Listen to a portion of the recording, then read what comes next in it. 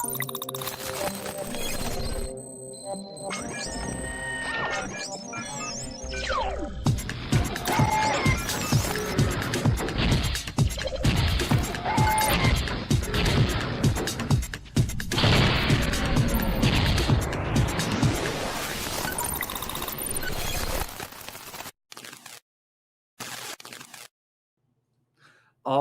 well, hello everyone, and welcome back.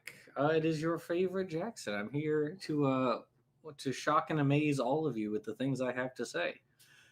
Joining me, as always, is my host and co-host, Peter. Welcome Background back, Peter. in the Okay, he's background in the background. in the background Um, this time. we do not have Nestling. Sadly, he is still on vacation. He's out, doing fun things with people in the meat space. But we also have today one of the people whose likeness I have stolen from my intro. So we have him here in the studio with me right now. Is PZ Meyer. Well, hello there. Hello. Oh yeah, this is a great comparison because it's like you're the young person and I'm the old person with a beard that's gone all white.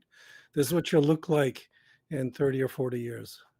I'll have a much better beard then. I hope so. Because you see, it doesn't. I know I've said this on stream. Wait, it's the other way. This side doesn't come in right here, and also this side doesn't come in right there. They just don't want to. They don't want to come in, and it's very annoying. Adds character to your face. It's okay. I mean, I could always do with some more character, I guess. Yeah. Whoops, I forgot to open up the stream on the boob tube. Anyway, so how have you been? Welcome. How have I been? I have gotten a colonoscopy today, so that's my thrills. It all worked out well, but those who've been through it know that the prep, which I went through yesterday, is starving yourself and gulping down huge quantities of laxative. And no, it's not what I would wish on my worst enemy. It's kind of unpleasant. But Yeah, I've witnessed the process. Mercifully, have not had to go through yet. So, but I'm sure that awaits Wait. me in the future. So you've witnessed a colonoscopy? That's not usually what most people want to see. no, the process leading up to it. Okay, the prep, yeah. I've seen the prep before, and I was like, oh no, goodness. Let's see, who all do we have with us today? We got RJ. Hello, RJ. We have Nan. We got Smitty, Andrew Cumming, Alex Markle, Deviant Outcast. Hello, everybody. Welcome, welcome. It'll give me mutton chops. Yeah, I guess it would, wouldn't it? I got. See, I can't. It's all backwards. So right here, they're like starting to come in. It's kind of filling in this area. So it'd be nice if we could just fill all that in. That'd be real great. But on the other side, it's still not wanting to do it. So Mutton chops are okay, though. I had mutton chops for many years when I was your age. I had a teacher in high school who had they came down and then fed into a mustache, but he shaved this part off. Yeah, I had that style for a while too. I just want a beard. All I ask for is a beard. I feel like it's not much, not a whole lot. Yeah, my excuse was these were the hippie years, so of course we all had the funky hairdos. Did you have the long hair? You have some. I got pretty shaggy there for a long time, so yeah, that's fair. I can say since RJ's here that he and I are hot on the Rocks Were There Volume 2, so we are working on that. RJ has sent me his the chapters that he worked on, and so I'm going through those, editing them from my end, and he's editing the chapter that I sent him. So we are rolling through it, and I'm excited. It's all really cool stuff. We are absolutely dropping the hammer on the flood geology stuff from so many different angles. It's so fun. I love reading all the stuff RJ put on the Epic of Gilgamesh, how the creationists they kind of come at it from both angles. Some come at it from it's completely identical to the Noachian flood narrative, because they're the same event. They're just referencing, the same event from different narratives. So on the other side, it's where they say, oh, there's no similarity at all. They're completely different. This one's the secular narrative. The Bible's the true narrative, which is the version they have at the Ark Park. So Oh, uh-huh. Yeah. I get so tired of creationist arguments. But honestly, I feel you. yeah. I think once RJ and I finish Rocks Volume 2, I will feel I think completed on creationism. I will have completed my creationist arc. Um, and once I finish I'm doing a long series on my channel right now. I'm doing a deep dive of Richard Dawkins' book, The Ancestor's Tale. I'm Hmm. going through this chapter by chapter by chapter. So now we just did the leafcutter ant's tale. I saw that. Yeah. Yeah, so we just finished that one. That was a lot of fun to write. The next one, my comment section is going to be not full of weirdos at all. It is the grasshopper's tale, which is about how race is a construct, is not a real biological thing, and so that's my comment section is going to be very normal, not weird at all. Of So course. Of course. Yeah. Yeah. Well, but the good news is once you finish your second volume, then you're done because all of the creationist arguments will have been addressed hmm and they will never come up with a new one. that is the hope. Yeah, I mean, we'll hit everything from Andrew Holt. Well, Andrew, I'm not really retiring, and I'll explain in a moment. I'm sure I've said it on this channel before, but yeah, like things that are more recent arguments. There's like the Jensen, like Y chromosome stuff, or the Oh, soft tissue stuff. Like that is a bit newer, and we're flattening all of that. So yeah, we're hitting everything. Recently, I haven't really seen, by recently I mean like the last few years, because Jensen's book came out in 2019, wasn't it? It's been a while. something like that. Yeah. It's Yeah, I really haven't seen anything new from them in the last like 5 years or so. well, even that wasn't really new. Sure. He's just trying to fit a biblical chronology, just trying to stuff it, Yes. into the data we have. Um, Yeah, the old style creationists just mangled geology to try and make it fit into their Bible, and now the mhm. new generation is mangling molecular genetics to do the same thing. And Yeah. it's it's terrible stuff. The more they do it, the more they expose how little they know. Have you been following the back and forth between Dan Stern Cardinal and the Discovery Institute? Because that has been hilarious. Oh yeah. Yeah, he's been doing a good job tearing them up. Yeah. Yeah. Because that was what you used to do back then. Fight with Luskin and Uh-huh. Meyer and all these guys. And so yeah, it's been fun to watch. And none of it has changed, not Yeah. one bit. I mean, they give little tweaks trying to address things like what Dan is talking about, but they just make their own arguments worse and worse and worse. Yeah. Um, yeah. When I retire from creationism stuff, the next series that I want to do. So I have the next. I love this like going through a book chapter by chapter and like picking it apart, because what it's allowed me to do is see the stuff that um, I mean, most of what Dawkins wrote is great and fine and all that, but there were a few tales where the details were quite a bit different from what he wrote in his book, either because his book was written, like over a decade ago, so there's some things have changed, and so kind of going through some of the newer material has been really interesting, but also allows me to read, more about this stuff so that I can get more familiarized with it, and it's all real cool. Um, and so the next book I have, instead of going through it chapter by chapter in a positive way, like I'm doing with Dawkins' book, I'm going to read this anti-climate change book by this Oh guy no. named Gregory Wrightstone, who's a geologist who works for the oil industry. And so he wrote this book called, it's called Inconvenient Facts: The Science Al Gore Doesn't Want You to Know, I believe is the title. I want you to guess, when do you think this book was published based on that title? Let's see, Al Gore, that would have been late 1990s, right? You would think. And I thought the same thing. I thought maybe like 2000, somewhere around there, maybe Yeah. 2001, 2017. Oh, he just now got around to it, you see. He's been busy. Yeah. It's great. I love that this guy mauled it about Al Gore for 20 years and decided to write a book about it. So yeah, so that's the next project. So I want to have a one-stop shop for anti climate change arguments.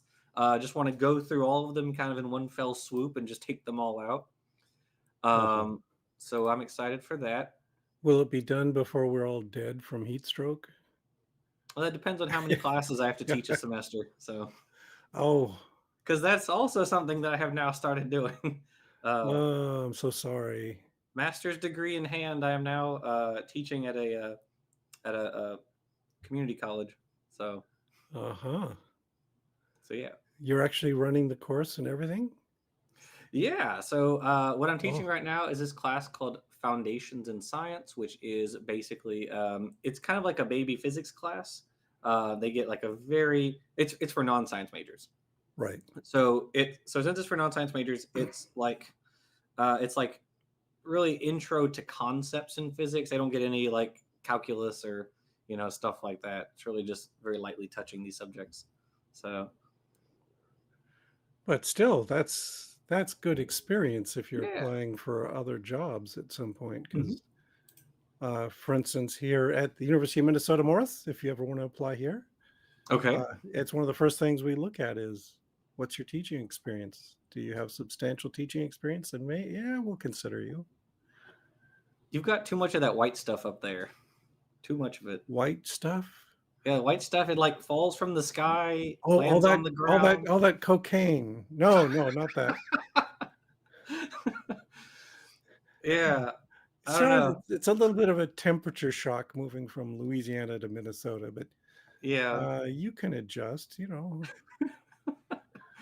I don't know. I might freeze over. I mean, do you guys have doctoral programs there in biology?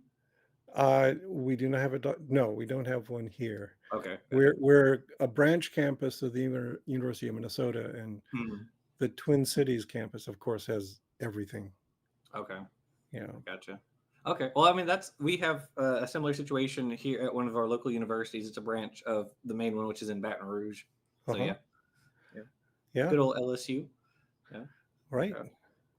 But it's been a lot of fun to design this course because well, for one thing, I took a couple of physics classes, but that was several years ago, and so like reading the textbook and then having to like read more material, read outside stuff, so I can kind of get more of a background and reading about the people involved in it. It's all been very interesting and eye opening for me. So very Uh-huh. excited. Yeah. Okay. Yeah. No, I remember my first year teaching. It was horrible. Oh. Yeah, all-nighters all the time, trying to prepare lectures from scratch.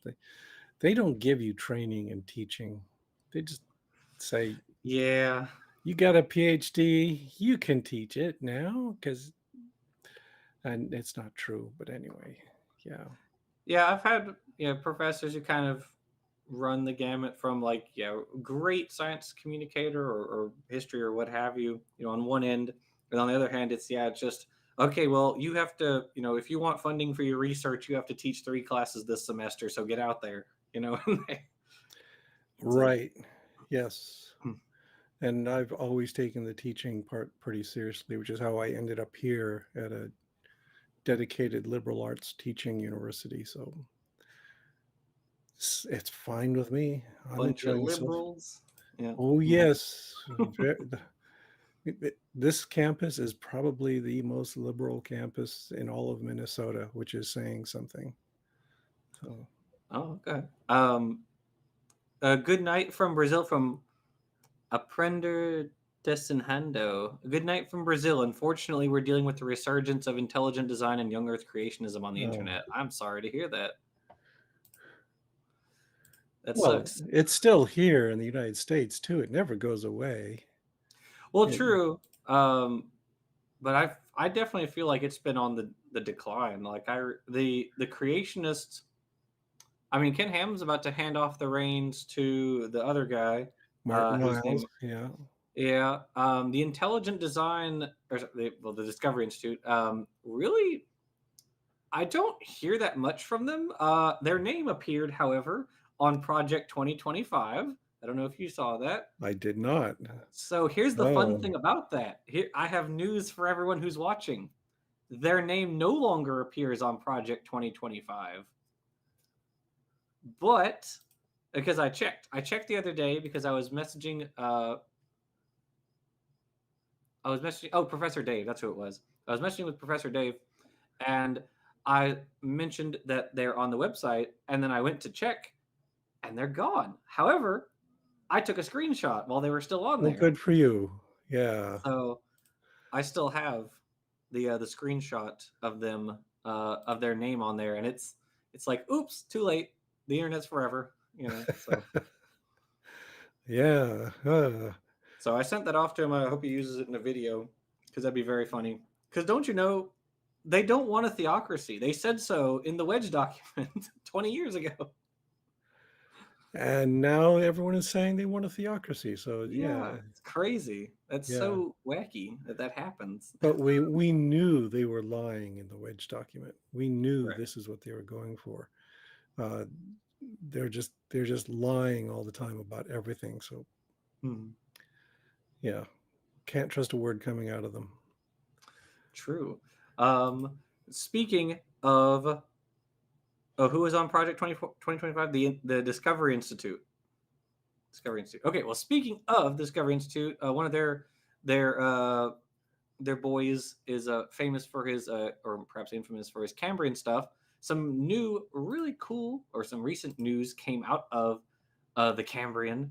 Um, Two papers just dropped. One of them, oops, where'd it go? Here it is. This one dropped yesterday. Organ systems of a Cambrian euarthropod larva. It's a Oh, little guy called UT1Shi.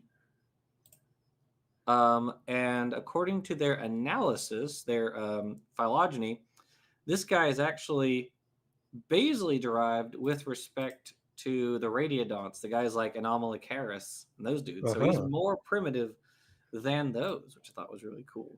Yeah, I got a fleeting glimpse of that paper flying by, but then I was, I can send it to you if you want. yeah, Yeah. that would be great because I was yesterday and today I've been in a fog, so Yeah. no fair bringing up papers that recent. I've got my finger on the pulse. You know, I'm following Yeah. and that's kind of the sad thing about Twitter nowadays is back before the Muskrat bought it. It actually had lots of really cool scientists on it who shared their Hmm. research, and they would say, like, "Oh, you know, here's a cool new study from this group, and here's a cool study from that group," and they're kind of all gone, which is so weird. Yes.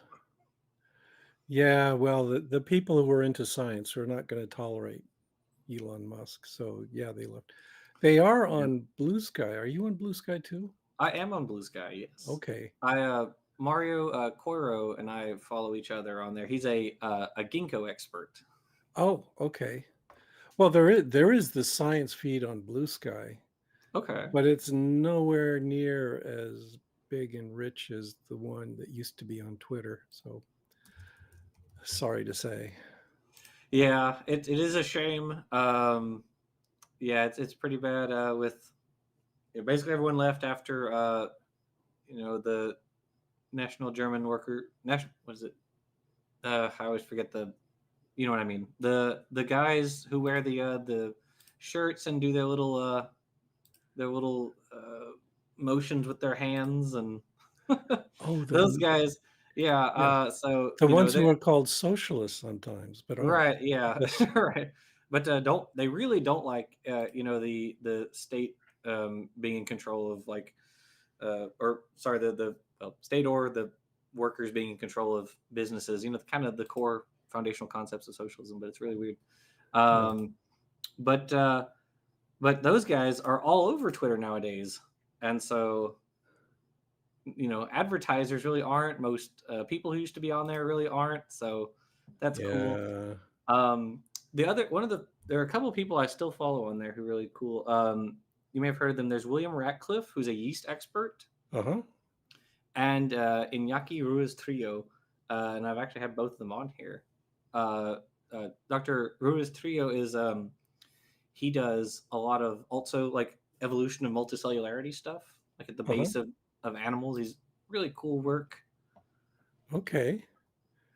Yeah, Um, I have completely divorced myself from Twitter. I that's don't fair.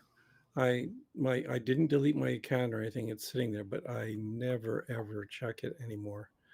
So it means just every once in a while I'll get a notice from somebody that I should go check something out. But I'm Mm-hmm. I'm actually kind of proud of myself that I announced that I am leaving Twitter, Mm-hmm. and I left Twitter. True. Never made another comment afterwards. That is totally fair. Yeah. Um, the other paper, the other Cambrian one is this paper actually just dropped earlier today. It's called A Cambrian Spiny Stem Mollusk and the Deep Homology of Lophotrochozoan Sclerotomes. This guy is called Shishania aculeata. Unfortunately, this paper is not open access, so at least not yet, But but what's it published in? Because science. oh well, no problem. I can get to it. Oh, you can? Well, Of if you course. want to send me We'll a copy, swap papers. I'll send you this one and you can send me the other one, and yeah.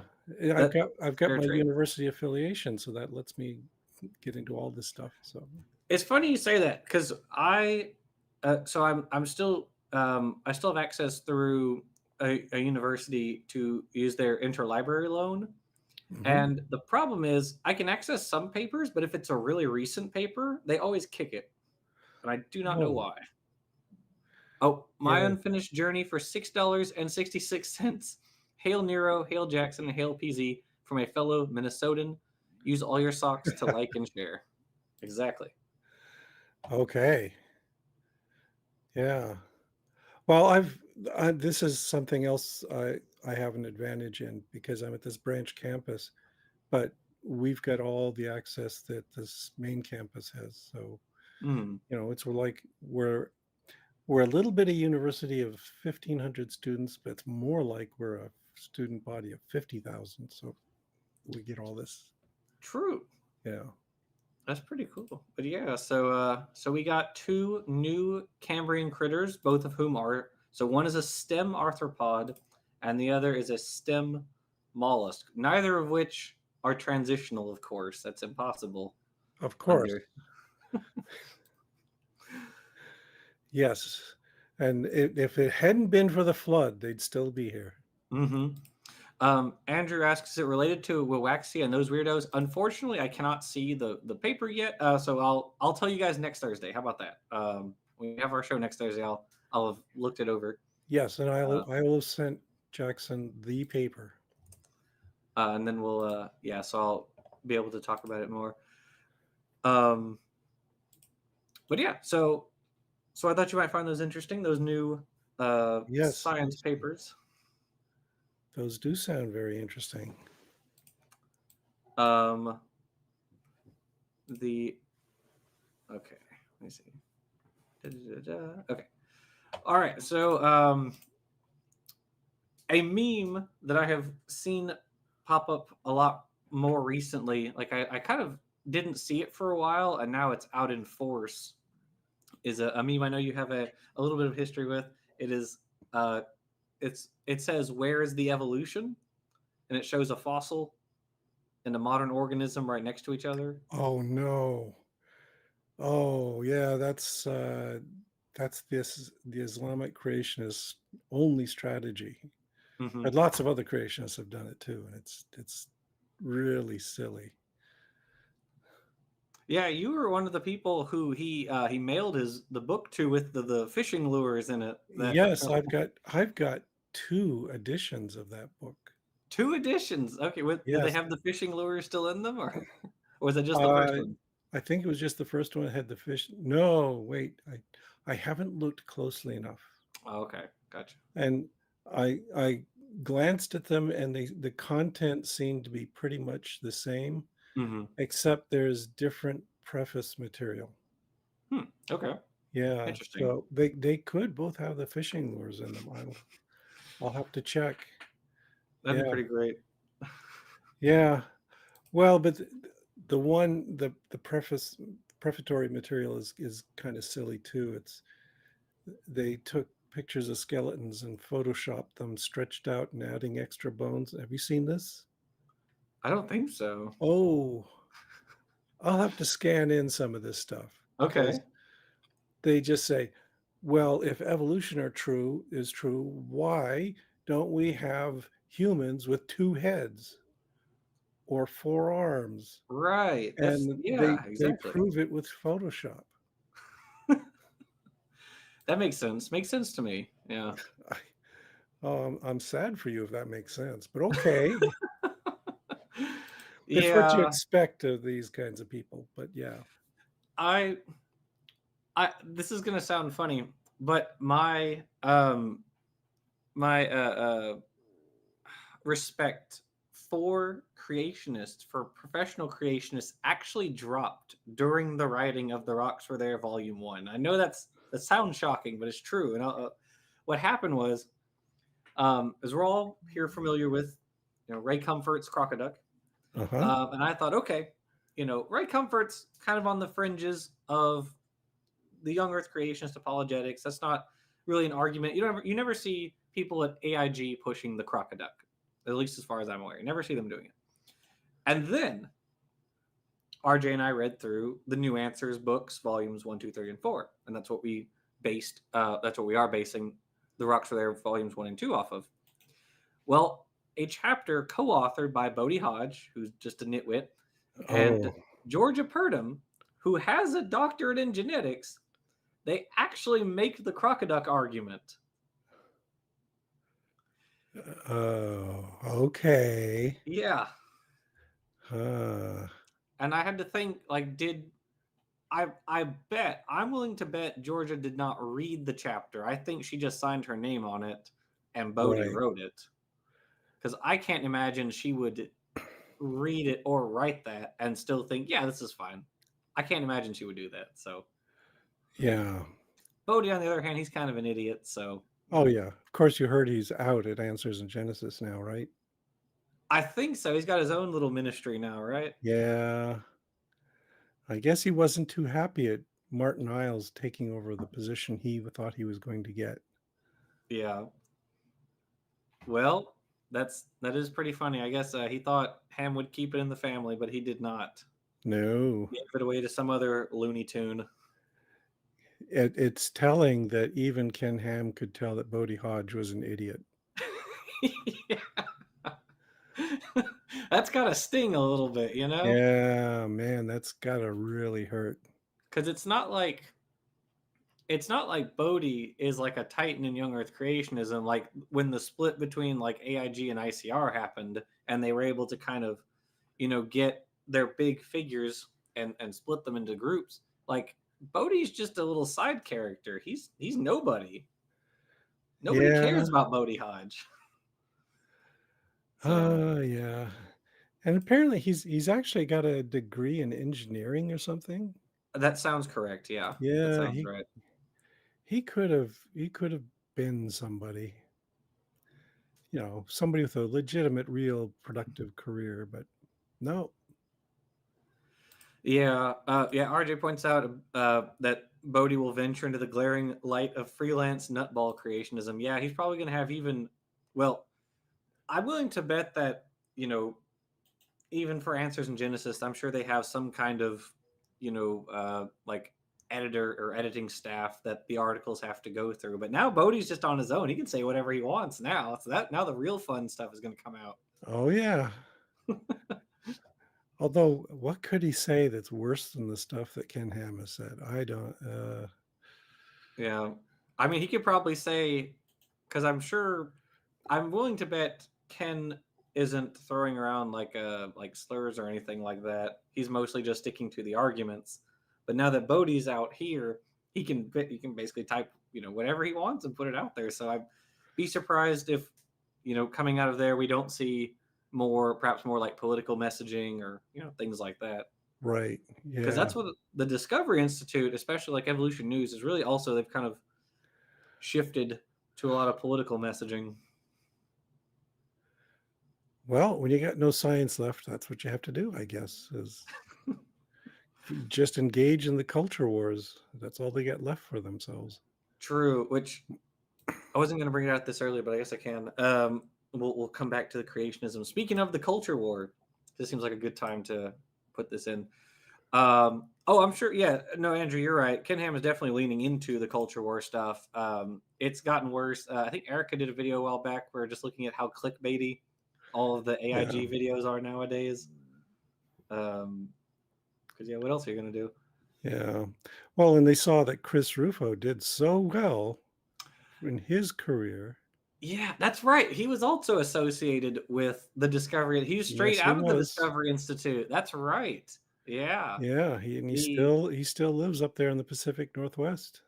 the for anyone who is blissfully uninitiated, the whole critical race theory panic was almost entirely Christopher Rufo's doing. Like it really was him leading that charge. Now, of course, other people like you know the ghouls at Fox News and everyone else picked up on it, but Rufo from the Discovery Institute, he led that charge. He was the one who was out there, on every street corner screaming about it. And the funny thing is about that stuff is that started in 2019. Well, 2 years earlier, I had actually taken a literary theory course in college where critical race theory is one of the things you discuss. Hmm. Of course, you also get like postmodernist theory, post-structuralism, feminist theory, Marxist theory, critical race theory. So you get all these things in this literary theory course, and presumably people have been learning this stuff for decades now, Right? you know, and now suddenly this arcane uh, English and legal theory is now everywhere, and it's the unraveling of Western civilization as we know it. Uh-huh. And Rufo bragged about the fact that he was just ginning up this Mm-hmm. hysteria with no real substance to it, and that was his goal: is let's spread the lies. Just need a good Mm-hmm. infectious lie to take over. Yeah, you're right. Yeah, there's multiple interviews of him just saying like, yeah, it doesn't really matter if it's true or not. You just have to say it a lot, and eventually, people will buy it. My unfinished journey for $5. Strangling the truth. Would love to buddy up to Bodhi. How would Bodhi feel about that? He'd probably enjoy it if it got him some views. I can't imagine anyone is like really giving him a lot of speaking time right now because it's not Right. AIG, which was his AIG was getting his articles out there. Without AIG, what's he gonna Yeah. do? He has nothing. So I don't know. Okay, yeah. Will there be Q&A time with PZ? Yeah, Yeah, absolutely. If you guys want to lob any questions at our illustrious guest here, feel free. We get to torture Uh-oh. him for a Oh while. no. Of course, Yeah, yeah. I've got a button I can just push and bail out and disappear. So That's true. yeah, Um. Anyway, so culture war stuff. Well, I'm not sure if you've seen the news today. You probably I wait. saw nothing today. I did also want to. Well, that's good actually. That's for the best. I did want to add one more thing. CRT is for if anyone's like non-American watching this. Um, CRT is or what it became with the conservative rallying around it is basically just a new way of saying the N word without saying the N word. Um, Basically everything you hear whether it's multiculturalism or CRT or what is it now DEI. DEI. All these all these terms are just ways for conservatives to say black without saying black. Like that's literally all it is. So you know. Right.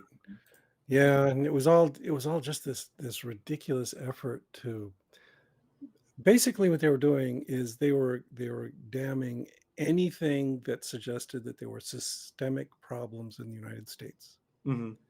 The United States is supposed to be perfect Hmm. with a few flawed individuals. And if you bring up something like DEI and CRT, et cetera, you're saying, no, there's actually a few problems in the system and we got to fix those up.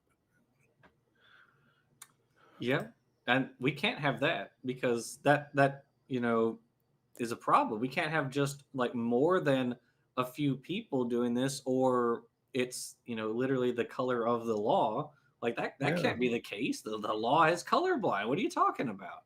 Yeah. So Yeah, and it defies originalism too, so we can't have that. right, exactly. Um, I do have a question in the comment for you, but first I want to get your opinion on on the news thing since I keep Yes, barreling that off you're another keeping me direction. on the edge of my seat. All What right, is it? so okay, so as I'm sure you know, the Olympics is going on, and there's already been um, Christians blowing their top over the Bacchanalia, which they thought for some reason was the Last Supper. Um, but no, that's not what I was going to ask you about. Today, there's a woman who is a cis woman. She's from Algeria. She's in boxing. Oh, right.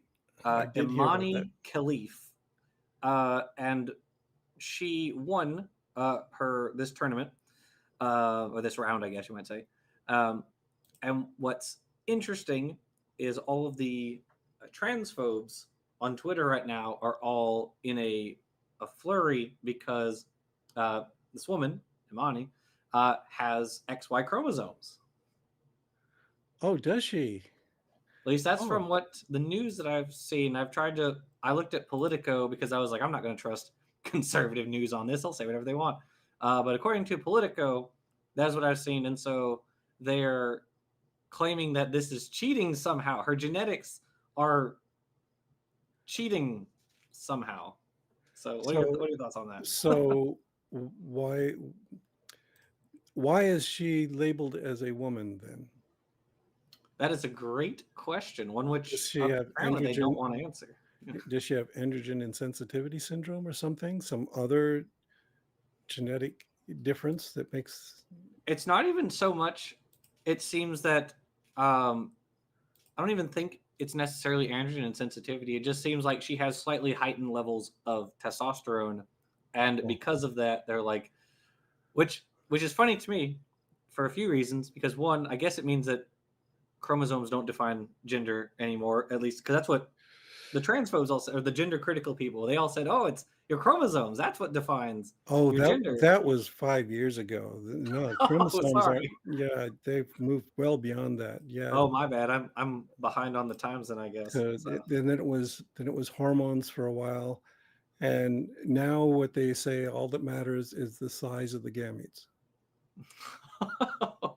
Do you I have? love how it keeps changing because they can Yeah, tell, right? Except when all the times they can't, and everything's a spectrum. But it's they can tell every time. exactly. It's And very then, of course, the thing is that they don't realize that they're undermining their whole argument because what that right. means is that there's multiple parameters that define the sex of an individual, Hmm. and there are different combinations of those parameters. So it turns it into a continuum instead of a binary distribution, which, Crazy. yeah, defeats their whole argument right there. And Hmm. Yeah. yeah, I didn't know that she was XY, but um, that's fine. I Yeah. No, to as from what I can tell, yeah, cis woman raised cis in Algeria. It's illegal to be a trans person, so can't, uh-huh. just can't do that. And she has or she lacks a penis, because that's one of the things they're looking for in the Oh yeah, Olympics. that's So, another criterion is what do your genitals look like? Yeah. but she doesn't have a penis, So it's not chromosomes, it's not penis, it's something else. It's not your biology. It can't be the way that you present socially or something. That can't be right. Right. Yeah. So, huh, what a conundrum for them, but too bad. Yeah, It's, that's reality is you got to get used to that. And yep. also I'd throw in most of the people at the Olympics competing in the Olympics are genetic freaks anyway. Sure, That sure. there's this huge range of physiology and genetic endowments, and they're one category. They're Hmm. a little different than somebody like me. I'm not going to be doing any Olympics gymnastics or anything, but uh, that's that's what we're supposed to do, is celebrate the differences, right? Yeah, and it is also a little odd that you have on the one hand people who will say, like, and these tend to be the same people who are like, oh, everything about intelligence is genetically related.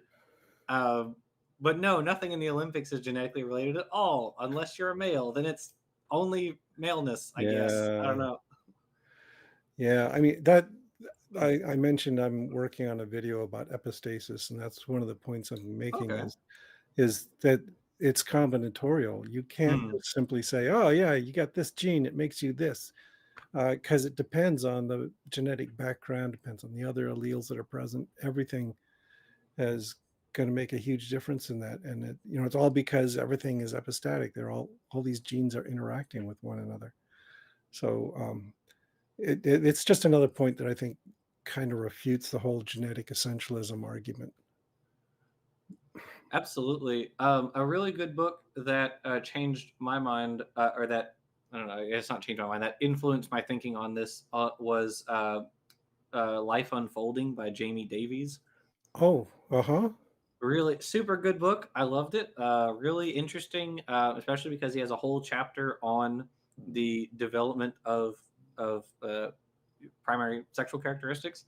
It's like super cool stuff. I really like it. All the genetics involved and everything, and he goes through, uh, in a very logical way. He's like, okay, well, this is what normally happens. Here's an example of someone who this didn't normally happen.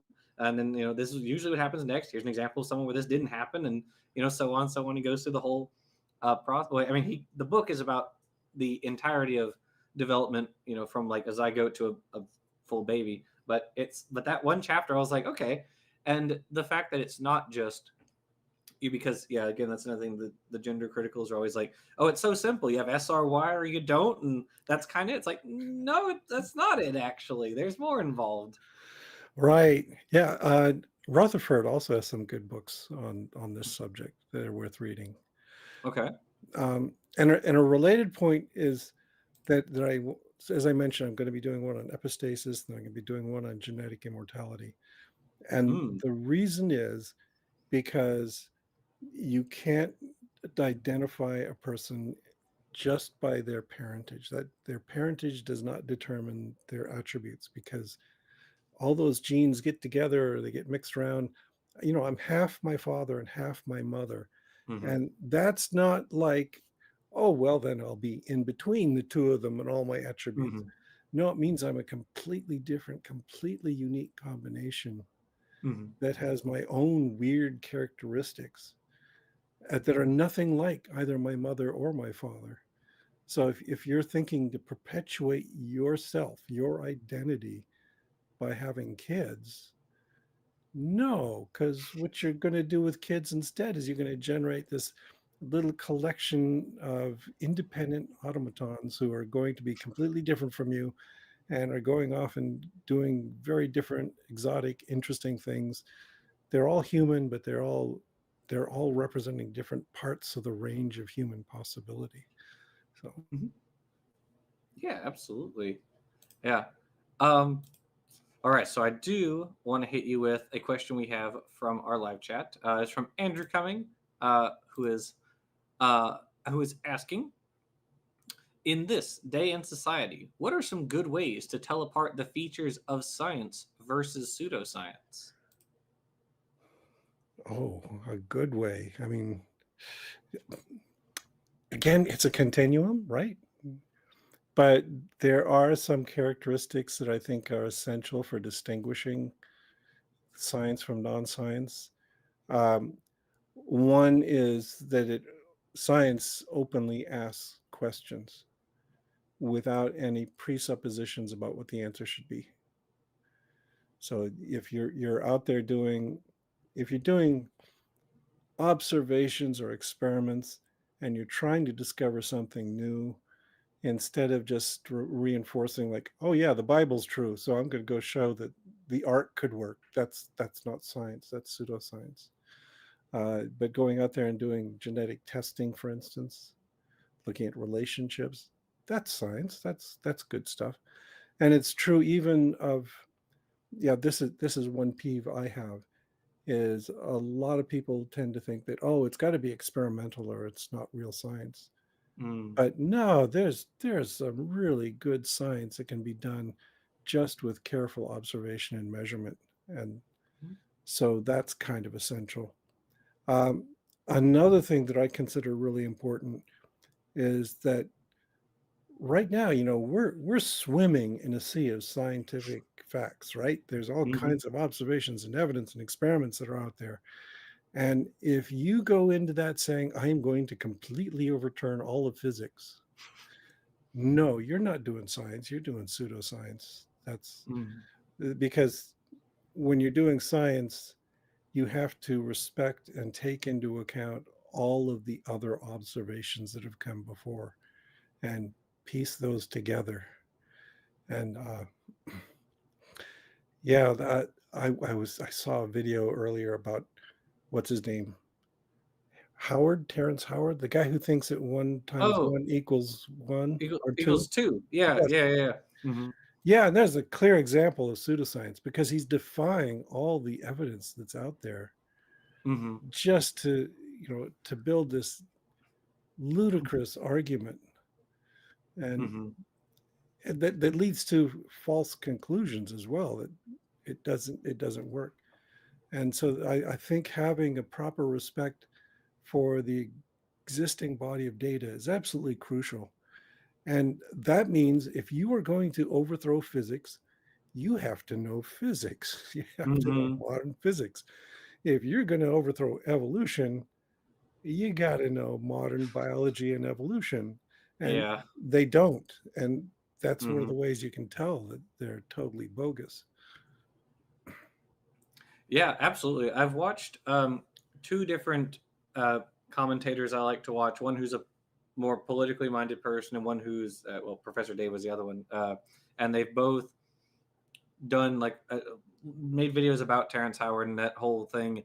And um, I think I kind of agree with the political commentator. I think that Terrence Howard, it seems like he's maybe like schizophrenic. He's got some sort of schizoaffective Yeah.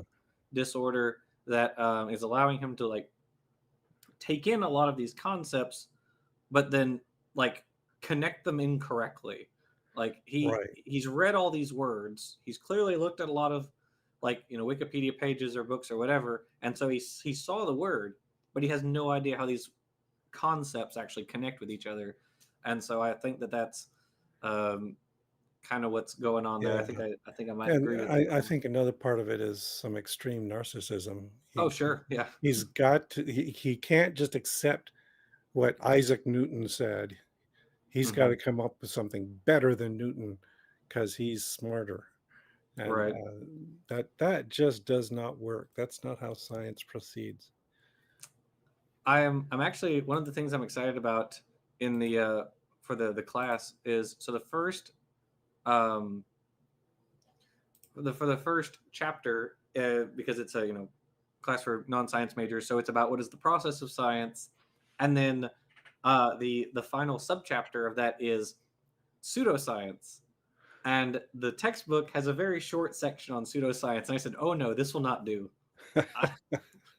And so I made it way longer in my PowerPoint. And actually, one of the things I'm very excited to talk to them about is to put it in a perspective that they can understand and not just say like, okay, well, you need to read the material, you need to understand the subject, and be familiar with all the work and whatnot. I want to actually give them this in sort of narrative form in terms of like for instance the battle between the tobacco industry and Oh, the medical scientists and talk right, about right. um, here's how you have an industry like paying people to lie about the connection between smoking and cancer. um, and so yeah, Yeah. I want to bring that to them because there's a really good book. It's called Merchants of Doubt, and it compares Oh, how. right. Yeah. I know. I've read that. Oh, Yeah. okay. So, well, if you for anyone who's not aware, the book essentially is an empty phone jack. That's the, I guess so. I don't know. I don't plug anything up there. Um, uh, the book, for anyone who's not aware, compares the way that the tobacco industry, paid off people to lie about that, versus how the climate change or the climate change deniers, like people who like PragerU, like the Heritage Foundation, how these people today do the same sort of stuff. They're paying off, uh, handing a big bag with a dollar sign on it to people who they want to say climate Yeah. change isn't real. There's also a really good book by a guy named Sean Otto. It's called The War on Oh, right. Science. Yeah. No, I know him.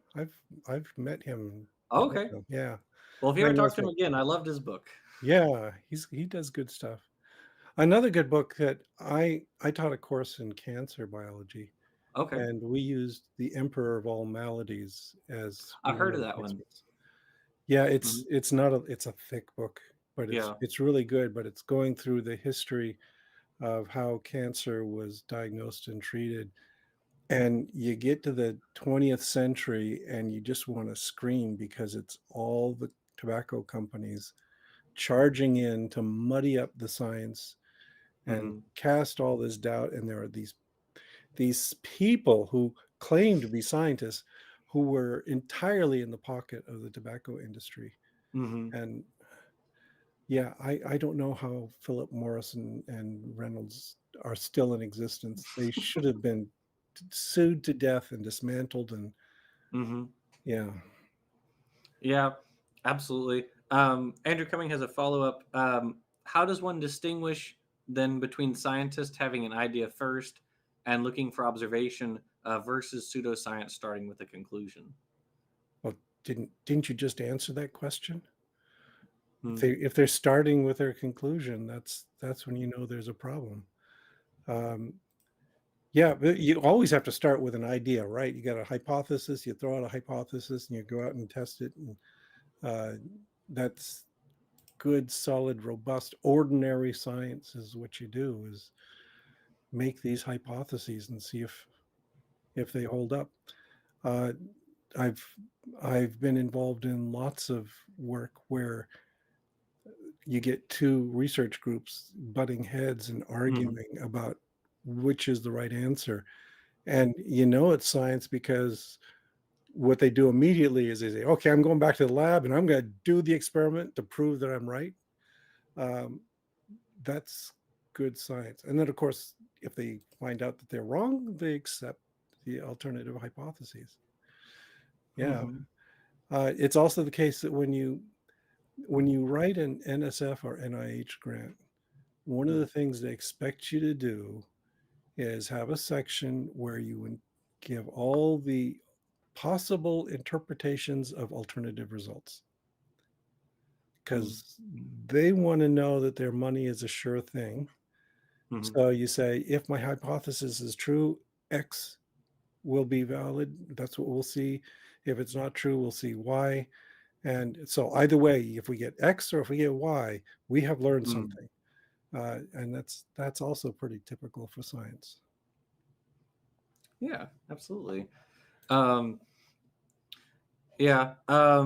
The the other kind of thing that I really enjoyed about um, Sean Otto's book, but which made me very doomer for a few weeks, was the snowballing effect of pseudoscience.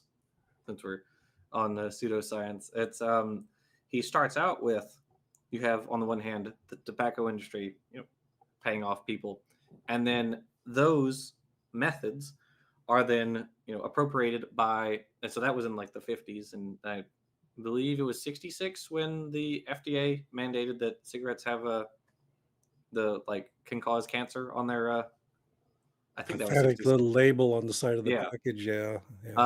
And so then you had that same uh, sort of methodology used by the fossil fuel industries later in the like late 70s. The start well really started kind of in the 80s.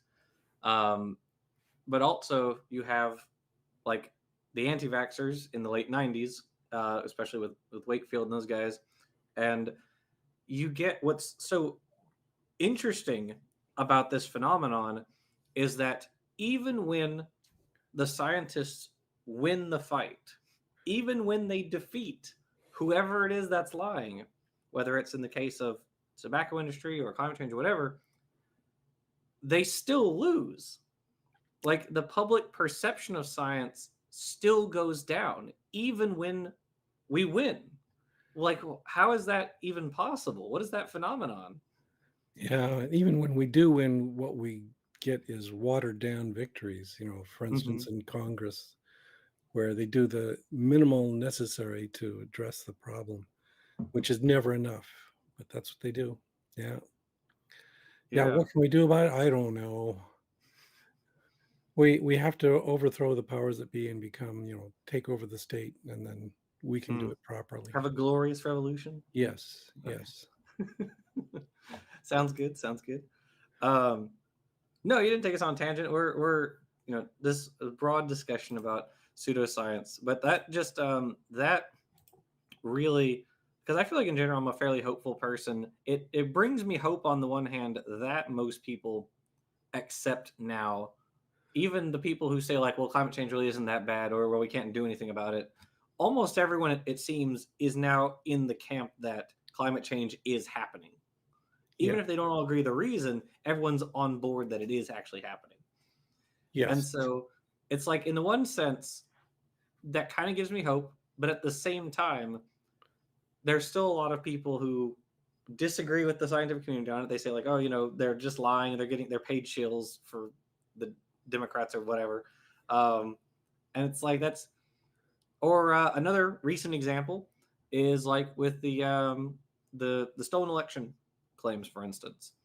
All of those claims were defeated in court. Every single one of them, every single claim of Dominion, like flipping votes or what have you, was defeated in court. And yet, despite that, we still have loads of people who either make the claim or they just kind of dropped it and moved on to the next claim and never really thought about, like, oh, hey, we were wrong. Huh? Yeah. Like, what do we do about Yeah. that? Well, just wait until Miami and the Mississippi Delta all sink into the sea, Oh, and they will still be coming up with excuses, say, no, that's not global warming, that's not climate change. We just lose a couple of the most vital cities in the country, and so what? They'll just sell their houses and move north, right? right. However, will be going down with the ship. I am not moving to Snowland or Cocaine, whichever it is. Uh, Oh, Sean Otto is from Minnesota. He's up here. oh, really? Okay. Yeah, his wife years ago was she was in the government. Was she our treasurer or secretary of state, something Hmm. for Mississippi or Minnesota, not Mississippi. Don't move to Minnesota. Don't move to Mississippi. You want to come north. But True. Yeah, they beat us in terrible education. So yeah. yeah, yeah. But Otto, last I heard, he's up here. He's got a fantastic little farm that's all carbon neutral and is energy independent and so forth. He's got some interesting stuff going. That's I'm awesome.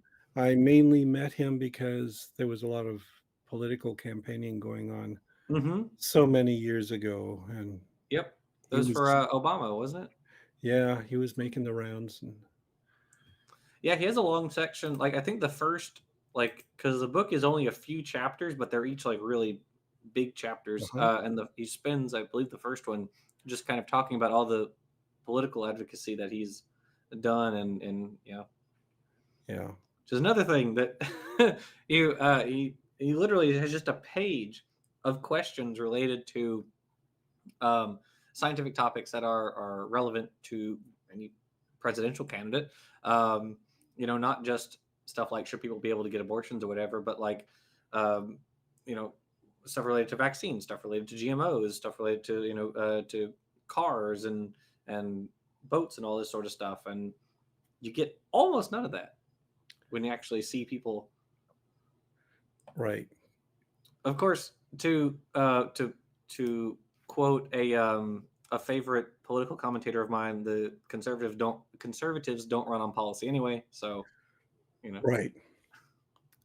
So I noticed James mentioned that it snows in Spokane too now and then.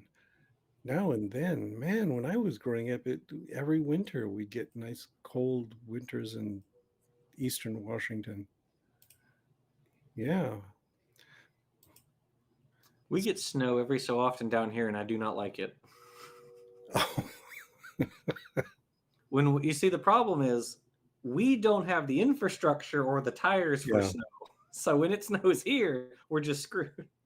Yeah, that makes a huge difference. I mean, here, yeah, every city has a little mob of snow plows, and when the day it snows, they're all out there clearing the roads. And Hmm. yeah, they make you shovel your own driveway, but still, yeah, within a day or two, you're tooling around everywhere. Yeah, we had a big freeze. Or was it? I think it was start of February this year. Down here, it was like 3 days we were just frozen over. People do not know how to drive. Let me tell you, down here in Louisiana. Well, I mean that's true in general, but especially Yeah, when there's snow on the road. yeah. Here in So, Minnesota, I think the key lesson is you do not drive in snow. It's time to mm, stay home and snuggle up in your nice warm house and have hot cocoa. It's the way it should be. Yeah. yeah, that's true. But yeah. If you guys have any other questions for PZ, I'll happily lob them at him. Andrew Cummings says, "I wish some of these legitimate science issues had never become polarized or politicized in the first place." Yeah, it's money. As soon as you've got a scientific issue that involves money, it's going to get politicized. Yeah. Um, where what do you have you ever read the book "Is Science Enough" by Aviva Chomsky, No, I daughter of haven't. Nome? Oh, hey, and her answer is no, I presume. It isn't. Well, yeah, her answer is no. It's science is not enough. You have to have social reform Yes. to get Okay. uh, uh, people to, or for us as a society to deal with climate change. We can't just throw facts at people. You have to have social reform regarding like infrastructure and medical technology and all that sort of stuff. Um, Yeah, but it's a I good book. agree. Yeah, I agree. That sounds like I had to read it because I would Yeah, agree with it. Yeah. it's not super long. I read it. Uh, I had to give a talk at work one time, and I read this book in prep for that. I did not know that we just don't keep track of the CO2 production of like the military, for instance. There's zero information on that. Yeah, that It's would kind of be wild. just too revealing if you that would expose military secrets, and yeah, so you can't do that. Yeah, my son is in the army. He's off in Kuwait right now. And yeah, they are incredibly wasteful. They're just they build up these wonderful camps with lots and lots of air conditioning, and he gets all the comforts of home right there, and he's literally in the middle of a desert in Mm. Kuwait. He's also greatly disappointed me because he hasn't found any camel spiders yet. No solifugids. Big sad. No, he's I've been telling him every time, you gotta send me some of that good stuff. Hmm. Uh, Yeah, we or well, I went to an event last year. So we have this thing every year called Repticon in Shreveport. It's Yeah, people have reptiles, but they also have amphibians and small mammals and arthropods. of course, And I before last year, I had never seen one in person, but somebody brought a solifugid last year. they're kind of awesome, aren't they? They, I was like, those oh those my those gosh, weird jaws that are just all out there. Yeah, they're kind of neat looking. yeah, they're beautiful. Yeah, I was blown away seeing one in person. I'd never seen one up close. So yeah. Yeah, that's why I'm telling my son he's an army major. He's got rank. He should be able to send me little gifts like Hmm. a couple of solifugids. I'd be happy to have them in the lab. Yeah, that would be really cool. I don't know offhand what I guess I haven't really looked into like research what groups study them in particular.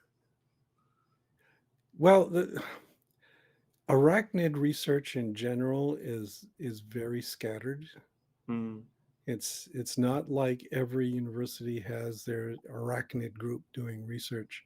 Hmm. So that's been my experience going to conferences, and that is that there's these people that are doing this really good research, but they're isolated. Hmm. They've got one lab at a university here and another lab in a university a state over. And uh, for instance, here in Minnesota, uh, there's one guy I regard as the godfather of arachnology in this state, and that's it. And there's a few people doing a few scattered things with them, and so yeah, Hmm. it's kind of hard to get that critical mass going. And then on top of that, what infuriates me is taxonomy. Okay. All this, there is constant churn, the systematic re reevaluation of all these different groups, and so you don't know what the relationships are, just scattered all over the place. And I Hmm. know it's a necessary step to get to the point where we've resolved all of these differences and we can say definitively, here's how this is related to this.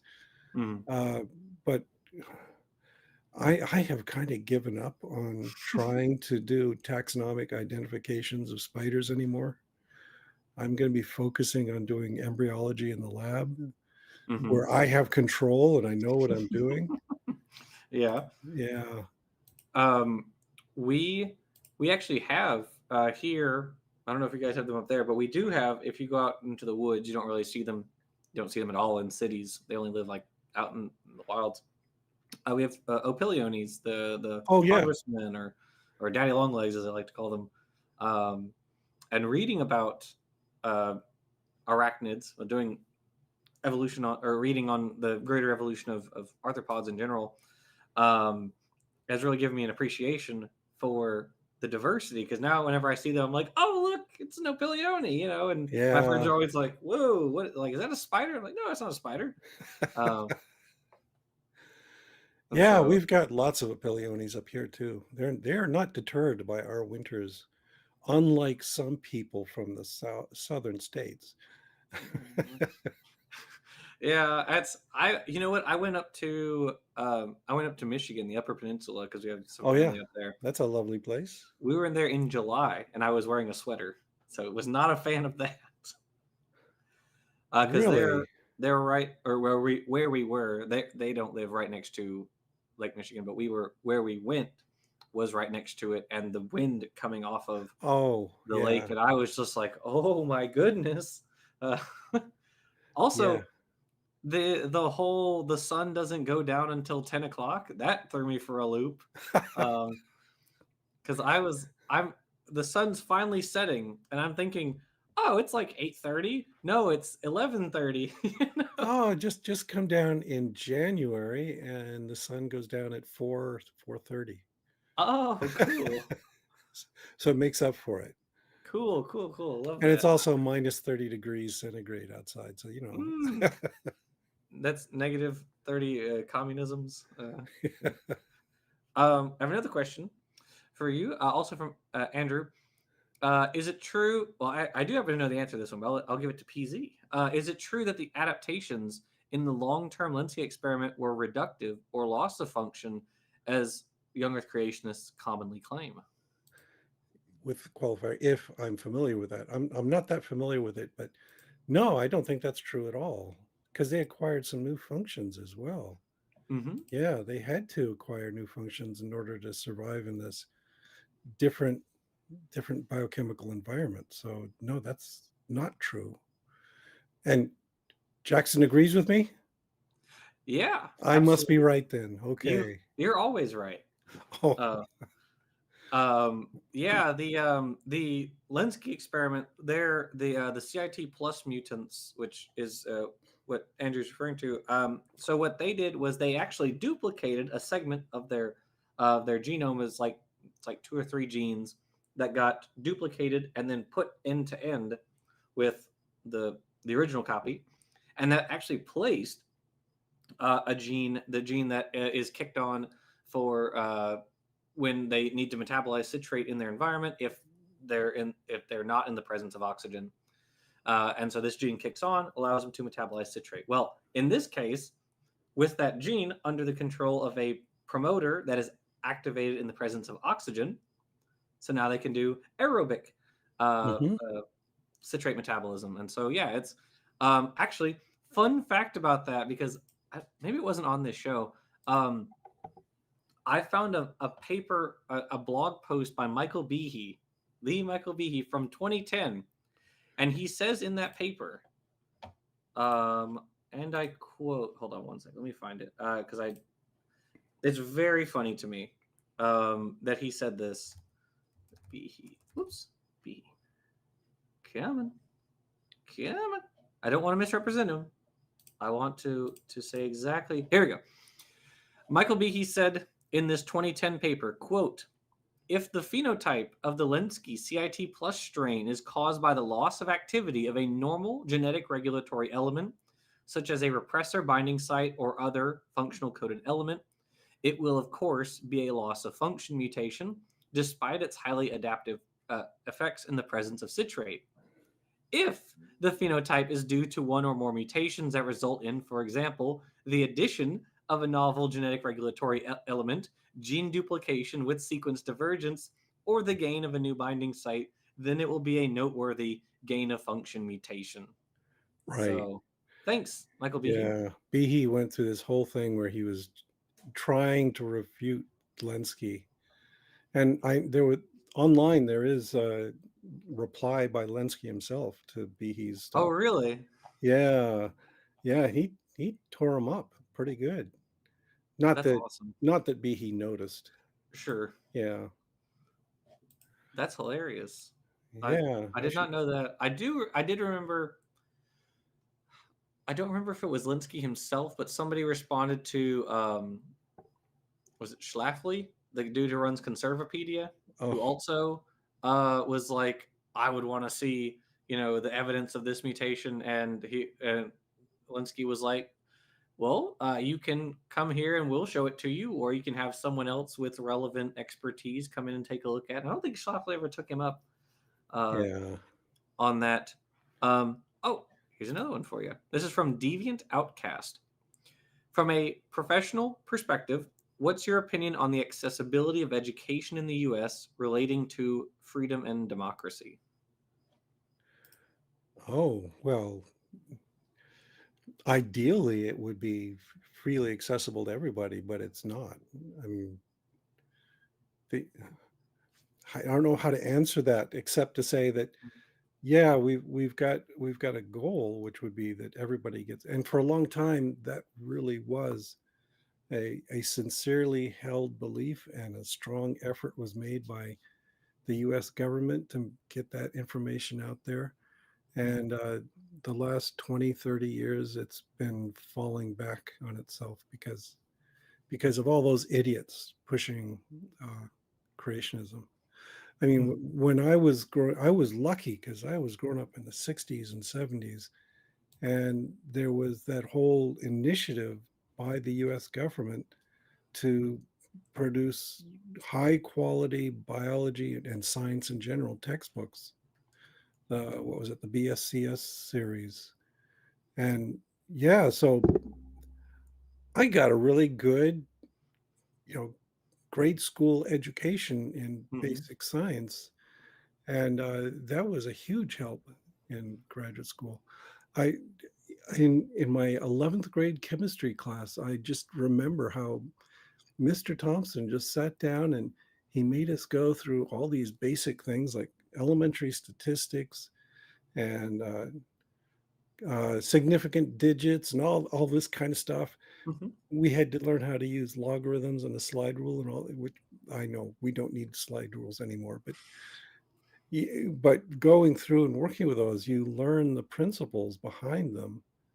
Mhm. And that was really a big eye opener for me. I credit him with a lot of my interest in science. That's why I went into science as an undergraduate, is because it became clear to me that there are things you can do, that science has got tools and you Mhm. can test and assess things. It was really powerful stuff.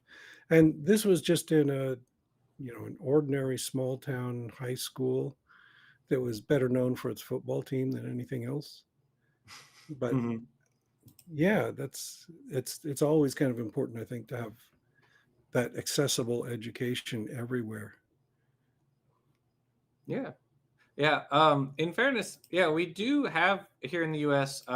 If kindergarten up to 12th grade, you are guaranteed a free education through our public Mhm. system.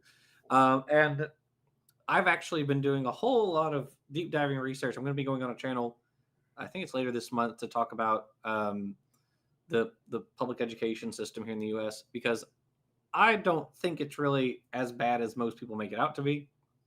Or for instance, everything you mentioned there, I did also learn in my public Mhm. school, and I'm here in Louisiana, so if I get it, then we're really not all is lost, right? So we learned about significant figures in chemistry, and Yeah. we didn't do logarithms in chemistry, but we did it in algebra 2, which we took at the same time. So yeah, so like we're still getting a lot of the same material and stuff. But unfortunately, we do have here in the U.S. A lot of. I mean, there are legitimate issues you can take with the school system, and it's multifaceted. It's not like there's just one thing. Conservatives want you to believe it's because they're teaching that it's okay to be gay to children, um, but in actuality, like there are multifaceted issues in terms of like some schools are overwhelmed with the number of students that come into them. Some schools are underfunded because the way that the system works for us is like it's taxes may come in based on what neighborhood you're in, and so if you're near this really poor neighborhood, you won't get as much like funding and all that sort of stuff. And of course, the government's gonna or the your local uh, your local government, school board, and all that, they're going to prioritize more affluent schools over less affluent ones and all that fun stuff. Um, Yeah, so, but that affluent schools, this is the problem, is our funding mechanism is all property tax based. hmm So that means if you are in a wealthy part of town, your hmm schools are terrific. hmm And if you're in a crappy part of town, your schools suck. hmm There was that thing a few years ago. There was a town in Texas where one high school had spent, what was it, $5 or $6 million on a football stadium. okay, I believe it. Yeah, yeah, and there was a district right next door that couldn't even afford to pay for textbooks for their schools. Right. So that creates that huge disparity in these different groups. So, yeah. I've seen it even within the same school. When I started at LSU Baton Rouge, they did a $1.2 billion renovation on the athletic center, but the Oh, primary library on campus had a leak in its roof. So yeah, yeah. yeah. But yeah, I would agree with you that, at their core, United States schools could be pretty good, Sure. except for things like funding issues and so forth. Mhm. But of course, at the same time, that increasingly we're seeing all these regressive, bad policy decisions Mhm. coming into the schools. Like, if you'd been held back a few years, you could be learning about the Ten Commandments.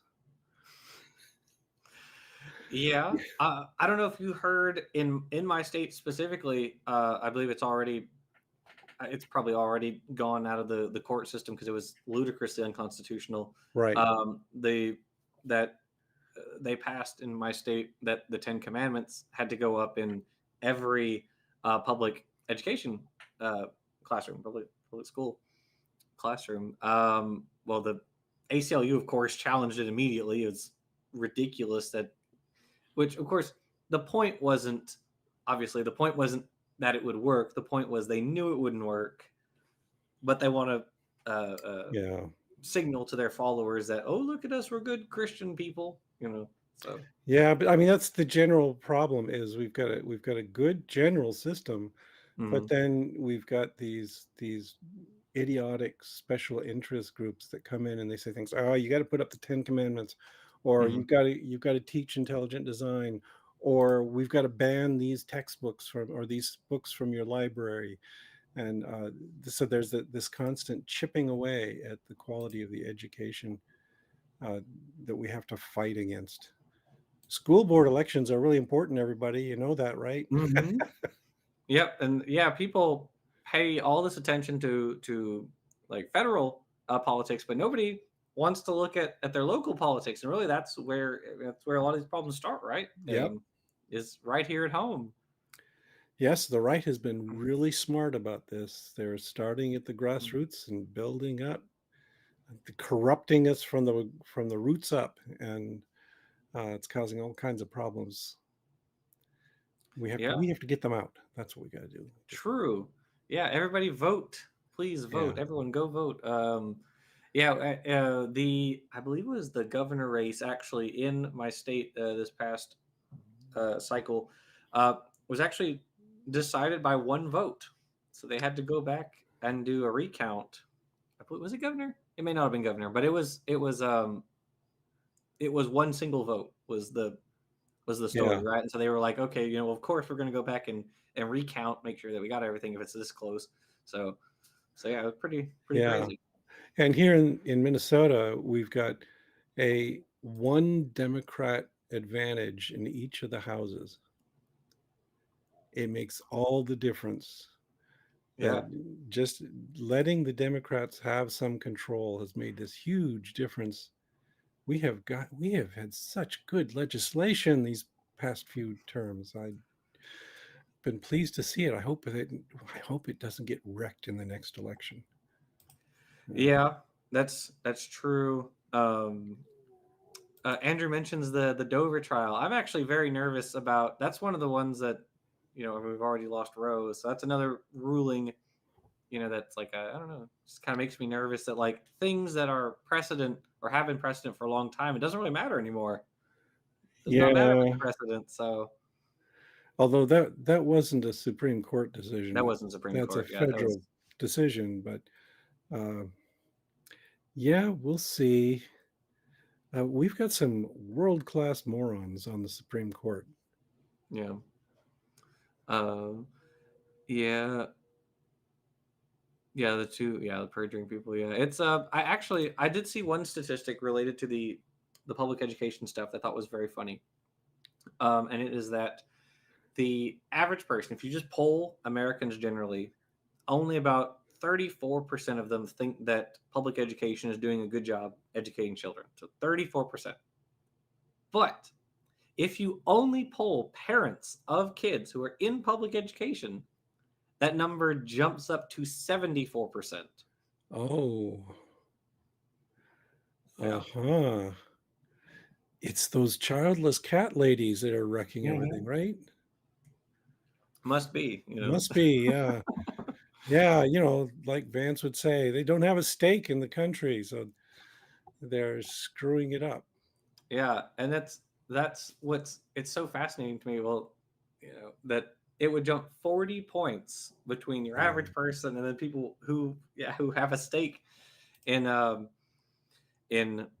the school system. Um, Yeah, this there. country has this strong strain of selfish libertarianism, and I think Mhm. that's what's really doing it. It's not the cat ladies who are fine, who are probably more sensible than a Mhm. libertarian. It's these people who think, yeah, it's all about me. That kids And don't like contribute. end of the day, like that's kind of all comes together, right? The science communication stuff, whether or not anyone thinks it's important that we argue with creationists, at the end of the day, like this is the reason we have to do it, or that we have done it is convincing people, or make at the very least making sure that they don't have the ability to ruin education for children, so Yeah, that we can, in theory, have educated voters who can then not vote for these right. morons. So, But I have to say I have strongly held opinions on this that debates are bad. Don't do debates. It's giving the other side a platform. But yes, you do have to get out there and engage them. mhm, yeah. Just don't let them control the format ever. Yeah, I typically what uh, what I do when I have debates on this channel is it'll be Dapper and me, and we'll bring on a creationist, and we always give them the floor first. We want them to to tell us what they think, what their favorite argument is, and then we go through it, hold their feet to the fire, and all that. I actually will be appearing on a channel, on a creationist channel, um, in 8 days. So he's hosting me. That never happens. No one ever lets me on their channel anymore. It's crazy. No one wants me around. That's a good sign. That's where you want to be. Yeah. Yeah. Although, the other day I saw a video by Aaron Ra Hmm. where he was engaging with an absolute cocky dimwit of a creationist. And Aren't they all? yeah, I know, but this one was really bad. Okay. I He was very, produced that very show. smug. Oh, yes. Now, wasn't it awful? Yes. What And I did get to do one sneaky thing because he was talking about dinosaur soft tissue, and then Arn said, "Well, Mary Schweitzer has denied those creationist claims, and she's sick of it." And so I posted the link to where Arn is talking to Mary Schweitzer, telling everyone that she's so sick of the shit that the creationists put out, and that really shut him up for a second. That was kind of for a fun. second, yes. Yes. Yeah, They he always was. have another one in their pocket. It's like whack-a-mole. Yeah. And then, I really like Aaron Ra. I love him like a brother. He's doing such good work. It's just one of these things where I felt like this was worth maybe 10 minutes of his time. He should have just smacked him down right away and moved on. Uh, but what was it? Was that a 2 hour video? It was something long like that. That Mm. It was pretty long. yeah, Yes, it was about 2 hours, I yeah, think. yeah. That's It, usually it's how long some we do our debates. Yeah. yeah, and at some point it starts to become sort of torture porn where we're just shredding the stupid creationist over and over again. He's completely impervious. He doesn't notice, but his flesh is falling off in bloody gobbets. And you know, uh, Have you seen the meme that people post sometimes? It says like, "Nope, that person has an embarrassment kink, and I will not engage in that kind uh, of depravity." You know, I love although that in that case, I don't think that guy had an embarrassment kink. meme. I think he was sitting there smugly thinking he was kicking Aaron Raw all over the place, Hmm. and it was ludicrous because no, he wasn't making a dent anywhere, and he was constantly getting exposed for being such an idiot. And Yeah, yeah, yeah. That does yeah, tend to happen. It's funny because most of the professional creationists like who are here on YouTube, I mean, I will host any creationist on this channel. I have no problem with that. I've said that many times, and oddly enough, none of them ever. They don't ever want to come yeah. on. I can't figure out Well, why. the thing is, I think the problem is if you frame it as a debate, then you're giving them equal time, and they're giving Oh, you equal elevation. well, we don't do But it formally. right, but if instead you say, "Okay, you've made this claim, come talk to me about it, and Hmm. I'll show you why you're wrong," and you try and argue for it, Hmm. that's different. That's not a debate. Yeah, we don't do formal debates. I Yeah, guess you could say we do discussions. So yeah, we'll have them on and we'll just kind of talk them through the logic of their argument. We had this guy on. I think it was the last guy we had on. Was that Terry? Yeah, that was Was Terry. that him, Peter? Was that the last? Yeah, that Okay, was so Terry. yeah, Terry was the last guy we had on, who was a creationist, and he's obsessed with me now. He posts on every single tweet that I put out there. He got so mad. Um, he got really mad before we talked, and then he kind of cooled down, and then we had our chat. Now he's he responds to everything now. It's very funny. I've actually muted him, so I typically don't respond to him. But yeah, he was pretty cocky, and we walked him through the logic. It was another conversation about what is information in the genome. And he's like, okay, well, this is what I think information is, and Dapper and I would say, okay, cool. So by that definition, this is that means this organism has more information than we do. And he'd go, okay, no, I don't like that definition. Okay, well, information is actually this other thing. And we go, okay, all right, well, that's fine. So by this definition, this other organism has more information than we do. No, I don't like that definition. Okay, okay. Yeah. Yeah, you mentioned whack-a-mole. That's what it is. It's just I do have yeah, one they question, if I may, because Yeah, go ahead. RJ just reminded me. The guy Arn had on had this atheist scientist that he quoted. He saw this guy in a Ray Comfort video. Um, oh, I that think guy's a moron. I think that You his don't name quote was him. PZ Myers. I think it was. No, Who it was RJ something, RZ something. I remember. That's what he he Oh, is said. that what yeah, it but was? he said Yeah, that something that evolution wasn't true or something. I loved that part, by the way. right. On said, "You Yes, want me to this. call PZ because I have his number? We can get him in here." And then he shut right up. Yeah, I will never live down that Ray Comfort interview because That's true. You won't. Yeah. yeah, because they all cite it as if I've said something absolutely absurd when I've just I've just echoed basic cladistic principles there that Well, I actually haven't seen Ray in anything in years. Now that I think about oh it, I really, and I feel like I'm pretty, finger on the pulse when it comes to creationist stuff. And I really haven't, aside from that, what that was the Fool that came out several years ago. Like that was it. That was the last thing I've yeah, seen that he put out. he did. I saw something by him recently. I wonder if it might have been somebody digging up an old Hmm. Ray Comfort thing, but let me just see if I can find it real quick. Because I guess he Oh, finally acknowledged in the Fool that the Coke can argument was dumb, or the banana oh argument, whichever yeah, one.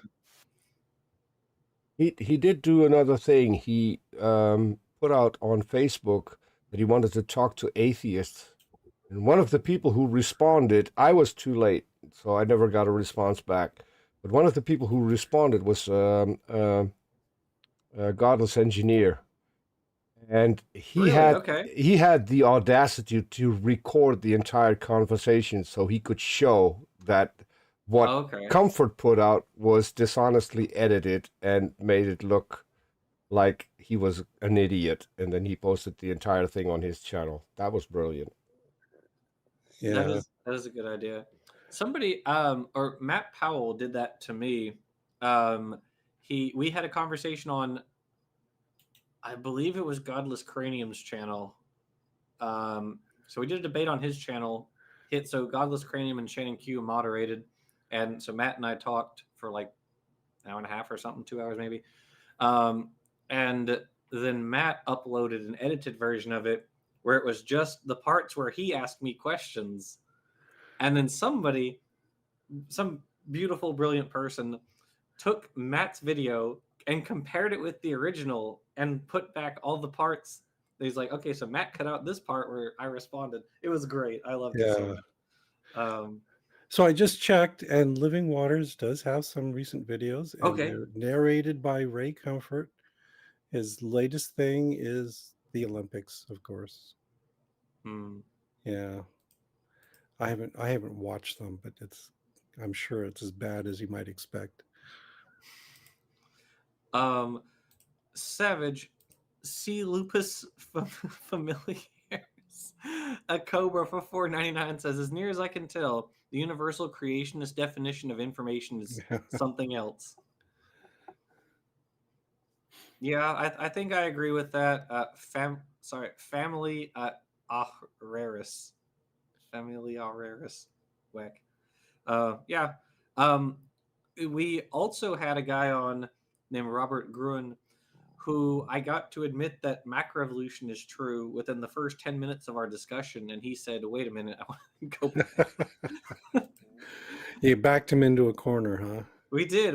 We got him to admit in 10 minutes. We said, okay, so you accept this. We said, okay, so this is what you were saying about macroevolution. He's like, yeah. And I said, okay, well, so this is the historical definition because of these reasons. He went, okay, that sounds fair to me. Okay, so we agree that this is the definition of a species. Yeah, okay. This is what speciation means. Yeah, okay. So macroevolution is speciation. So if we can prove that this happened, we can prove that that's macroevolution. Yeah, okay, that sounds fair. All right, well, here's an example of which, on which this happened in human timescales. We went, uh, Right. so Yeah.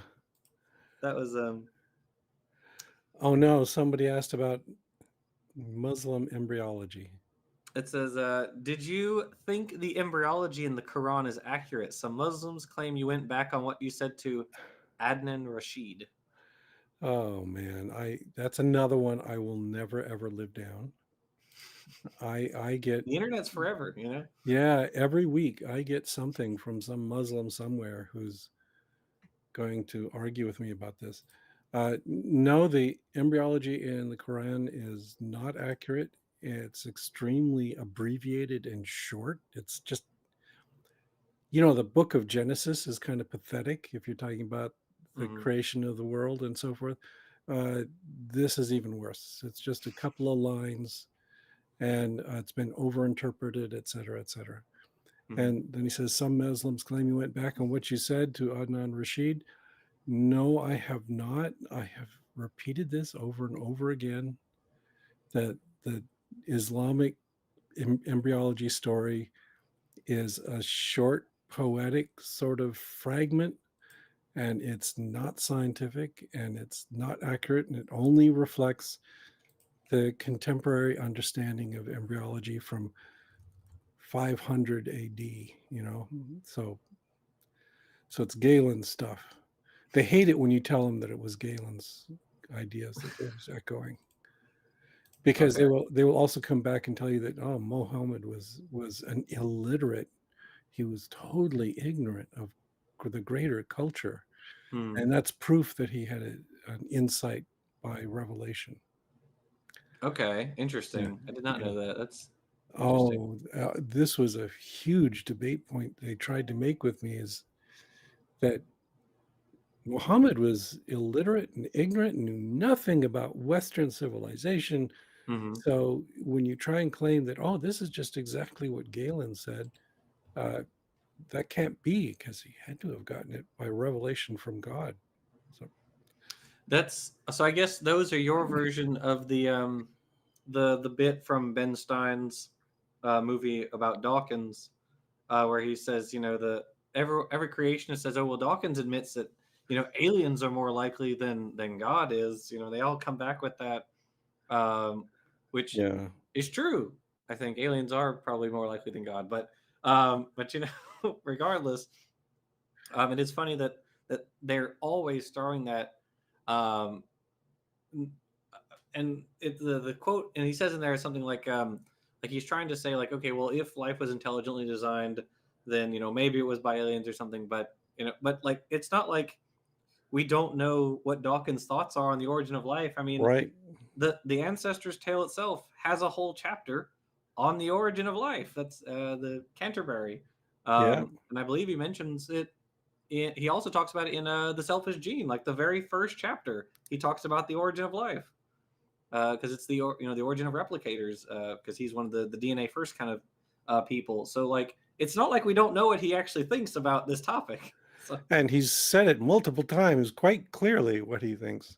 yeah, And no, he's not arguing. He's not arguing for panspermia. That's yeah. just. But to be an honest scientist, you have to be, well, okay, maybe that's a possibility, but first you have to show me evidence for it. And nobody has. All the evidence for natural origin on planet Earth is much better than any evidence for it coming from outer space. I would actually love to deep dive in abiogenesis.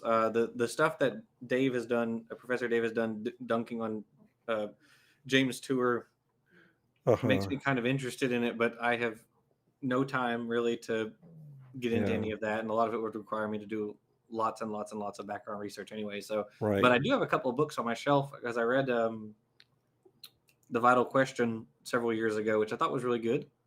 I Hmm. liked it. I've got a couple of other ones there in the other room, but yeah, one is a more sort of generalized overview of Abiogenesis, and the other is this really kind of technical book on origin of life stuff. But yeah, that's another like topic. Maybe once I finish with the climate change book, I'll need a new project. So Right. Yeah, no, I actually taught a course on that okay. 20 some years ago. But 20 years ago is so long ago. Everything I know is useless at this point. I mean, because there's so much more evidence coming down the pike, like metabolism first models and so Mm-hmm. forth, and all the deep sea vent stuff. And so I could not teach it again without, like you say, hitting the books, doing a lot of background research first. Mm-hmm. There was actually a guy who's teaching like an astrochemistry course at one of the universities here, um, which I actually included a little bit of astrochemistry stuff in the just a little teeny tiny bit in the um, one of the chapters that I'm teaching in this course is, or actually two of them are on space. It's the final two chapters are, one is the evolution of the universe broad scale, then the other is the solar system, the structure of our solar system. And in the universe, sorry, no, in the solar system one, it talks about like the Oort cloud as well as like the Kuiper belt and all this, and so all these different asteroids and things, and uh, the the landing that they did with that satellite or rover, whatever you want to call it, several years ago on Ryugu, where they like took some samples from Hmm. this and then brought it back, and they're like finding more and more complex carbon molecules on it. It's like that's pretty cool. They even found uracil on it. Oh, yeah. So, Yeah. Oh, that's been known for a long time, though. That mm-hmm, carbonaceous chondrites mm-hmm, contain all kinds of interesting complex compounds. They tend not to contain polymers, though, which is right, the the one thing the creationists salvage from it is if it didn't have polymers, it's not really relevant. I right. disagree, but yeah, yeah, Yeah. But yeah, that would be a really cool topic to go through at some point. I don't know. Maybe that'll be on my next project. That or either it'd probably be either that or I don't know. Consciousness is also really interesting to me, and I'm oh, very you pick the easy topics. well. I don't know. I feel like I've been doing. You know, whoops! I froze. Uh, He'll be back. Yeah, it won't take him a long time, I think. Yeah. There this we should be go. fixed now because I froze again. I feel like I've been doing like evolution zoology for like 8 years on my channel now, so I'm like, okay, I want to focus on something a little bit different that I can maybe spend another 8 years, uh, becoming familiar with, and so like something one of those because I see both of those are things that I know very little about. And Uh-huh. I know almost next to nothing about either of those topics. Um, but I see a lot of people talk very confidently, who I'm also very confident does not know anything about these topics. And so, um, whether it's watching like the DI videos, like put out by a long story short, or people on Twitter are saying like, no, consciousness is definitely this. No, it's definitely this. Like, I'm fairly certain you're probably both wrong. First of all, and Yeah. it's very frustrating to me that this is a super deep field, and which is another weird thing about it is this is a field that I'm pretty certain is scientifically related, but which I almost never see any science discussed in regard to it. Yeah, because the science is so murky. I mean, for for many years now, it's been sucked into the black hole of functional MRI research, Okay. uh, which does not answer the question, and it's really poorly done, and I'm Mm, not impressed with any of that. yeah. But let me throw some reality in your face. Okay. Go ahead. So you're teaching right now. Yes. Are you planning to go for a PhD? Yes, I am. Um, Yeah, and then you're going to have to get a job somewhere.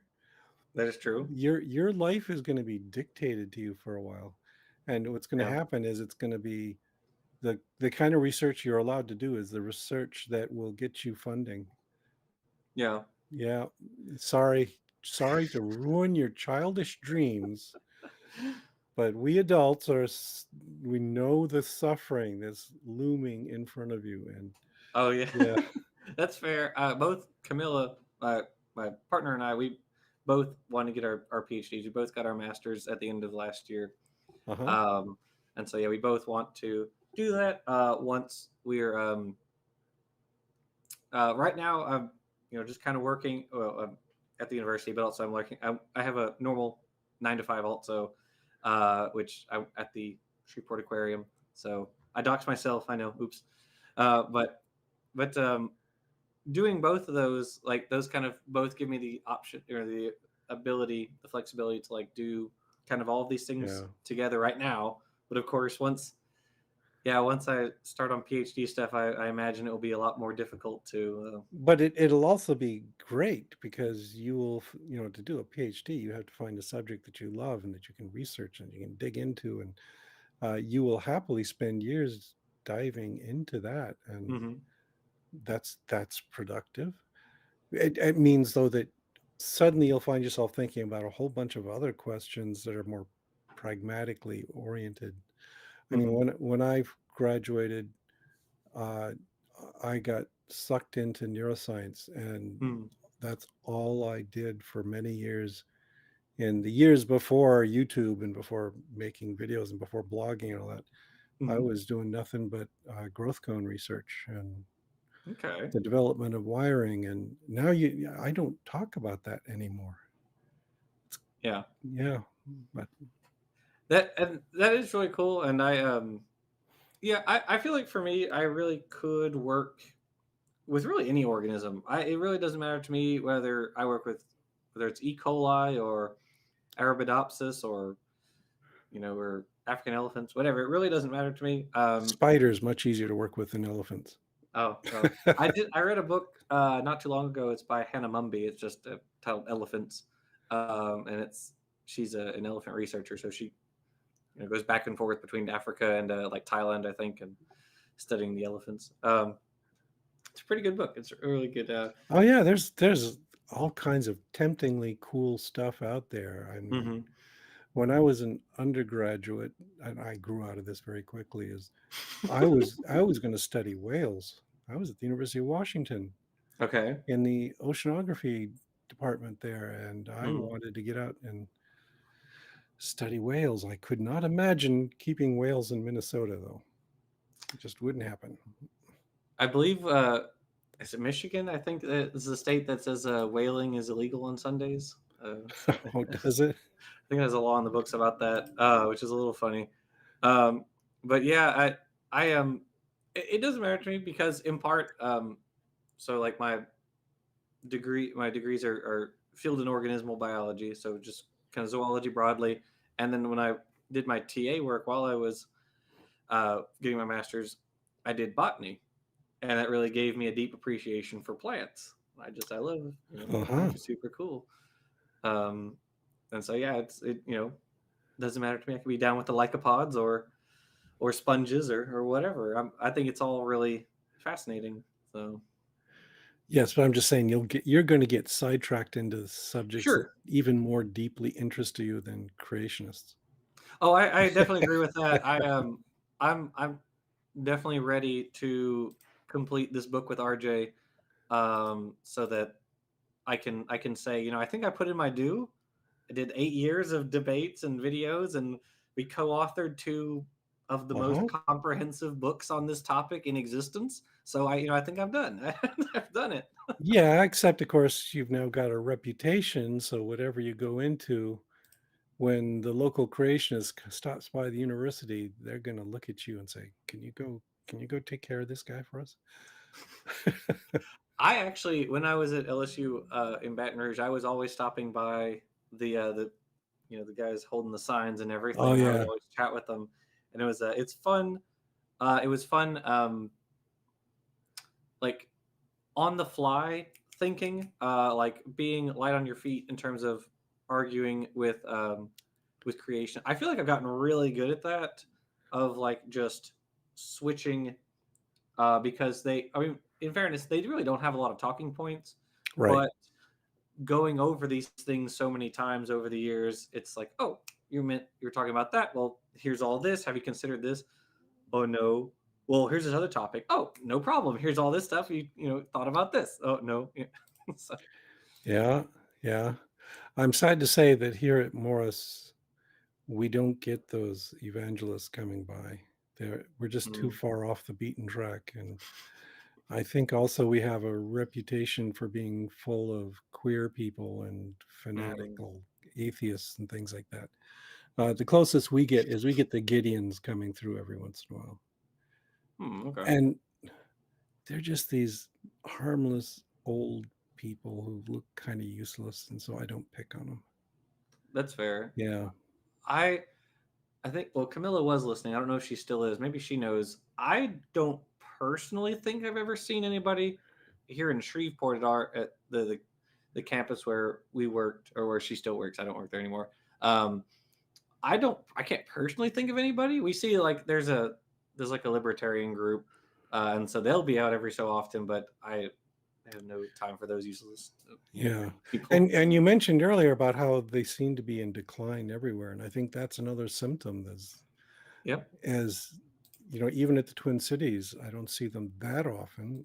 Mm. There have been a couple times I've made trips out to the Twin Cities just to shake my fist and yell at the guys they always lease the physics auditorium because it makes them sound sciencey. But yeah, I've been to a few of those.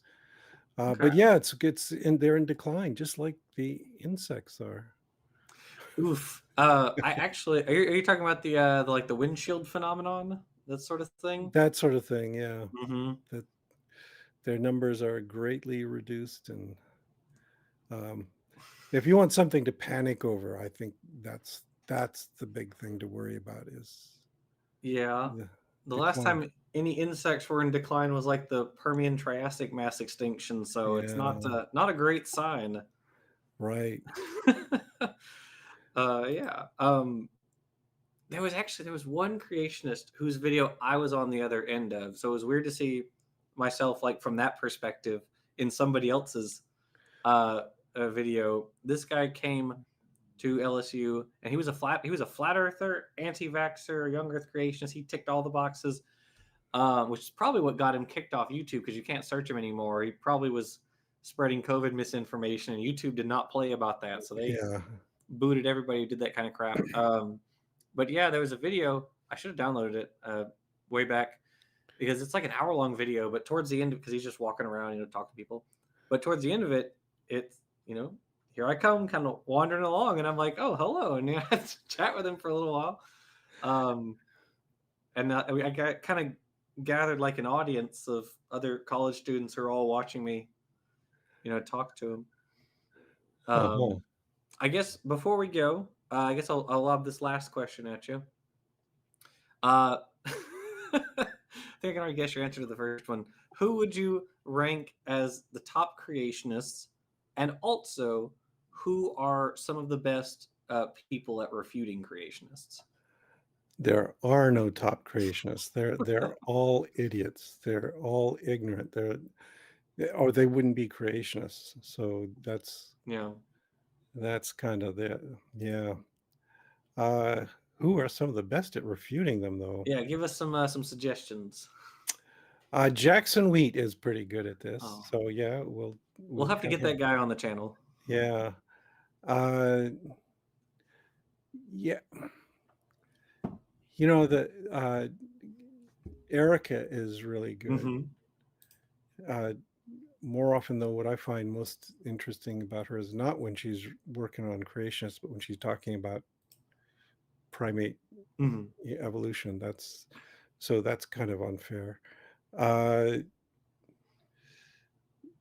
Otherwise, a lot of them I found have gone down the atheist rabbit hole and are more interested in refuting God beliefs.